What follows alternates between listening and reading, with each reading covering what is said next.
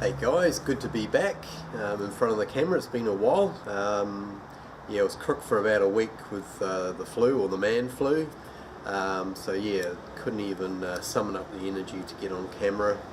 But I've been wanting to show you this beer for probably the last couple of weeks. It's my Vienna lager. It's my first all-grain lager. I brewed this up about 8 weeks ago. And yeah, just wanted to share the results with you. So what we'll do first is we might crack it open, and then I can tell you a little bit about where I got the recipe from, and yeah, the competition that I entered it into just over a week ago. So nice little hiss off the top. So it's been lagering, it's probably been about 4 weeks sitting in the fridge, 2 weeks conditioning, and yeah, about 4 weeks in the fridge. So yeah, it's a style of Vienna lager. It's a style I would never have thought of brewing myself, but there was a competition, a BJCP sanctioned, I think that's the right word, competition here in Auckland, and everyone had to brew up a Vienna lager, so there she is there. So yeah, I was sort of looking around for a recipe, and I might have somebody must have seen my brew day footage, and well, somebody did see my brew day footage and sent me through a recipe, and that's a guy called PilsPlease. I'll put a link to his channel below. So yeah, he sent me a recipe which I converted into all Gladfields malts instead. So what I'll do is I might put the original version below and then the converted version to all Gladfields. In case you're in Australia or New Zealand, you can use that, and if you're in anywhere else in the world, you can use the original version. So basically it's got Vienna, the bulk of it's Vienna malt, 66%, and it's got a smaller amount of German Pilsner or Pilsner malt, Munich, Melanoiden, acid malt, and Carafa 3, which I subbed out for light chocolate. I hopped it with Saaz to give 24 IBUs, and came out at 2.25%, and I used the SAF Lager W34/70 yeast, dry yeast. PilsPlease, he suggested the WLP 833 liquid yeast, or a similar German lager yeast. So yeah, so I'll put all the info below. If I can fit it on the screen, I might even do that, but so yeah, there she is there. Beautiful colour. I made sure it sort of sat in the guidelines for the beer. So that's pretty much how it should look. A nice sort of amber colour.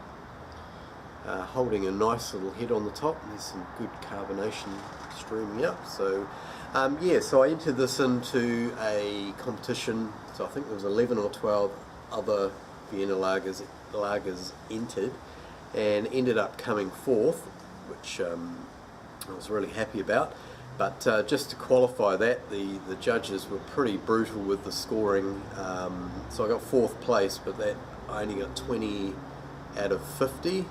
Sean from Megaton Brewing, he got 26, so he came third. And then there was somebody came, or a couple of guys came, got just over 30, I think, 31, 33.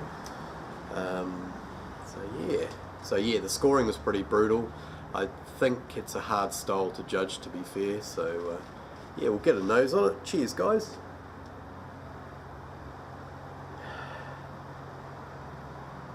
So yeah, it's got it's actually getting better with age, which is a bit of a shame.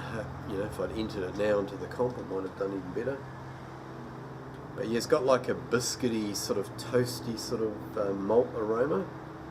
So the style guidelines say you don't want any like caramel coming through, so it's more biscuity, toasty sort of notes. It seemed to be getting that off the nose. Definitely smells cleaner than it did last time I had a bottle. So a real nice, clean, mainly malt aroma. Maybe a little bit of floral sort of aroma from the hops. But yeah, let's dive in. Just I was going to say it's another cracker day, but it's not. We've had some rain finally, so it's a little bit cooler.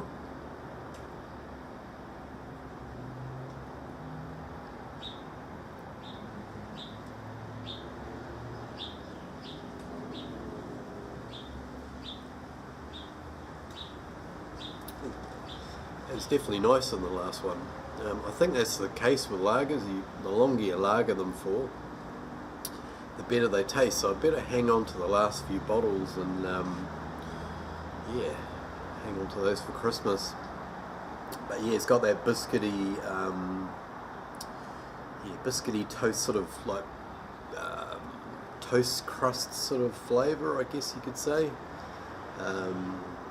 Nice little hint of bitterness up front. It's only 24 IBU, so there's not a lot there. But very clean, very refreshing. Very happy for my first lager. This is actually the lager that right at the end of the fermentation, my fermentation fridge blew up. But as luck would have it, I was raising it up for a diacetyl rest. So yeah, and I still haven't got another fridge, so I need to get onto that because I haven't brewed anything since this. Got quite a nice little creamy head on the top too. So yeah, and pretty clear for bottle conditioned. So I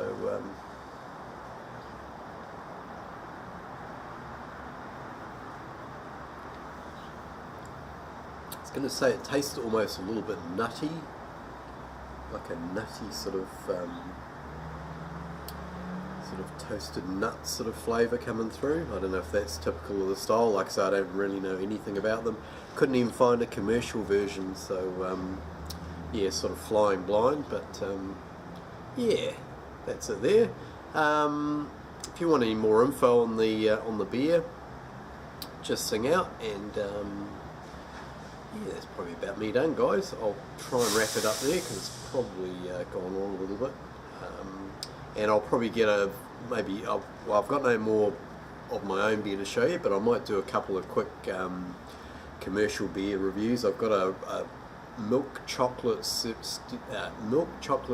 stout on nitro in a can to crack, so I might do a little video on that. So in the meantime, drink good beers, and hope your week's going well and you're having a good lead up to Christmas. We will catch you next time. Over and out. Cheers.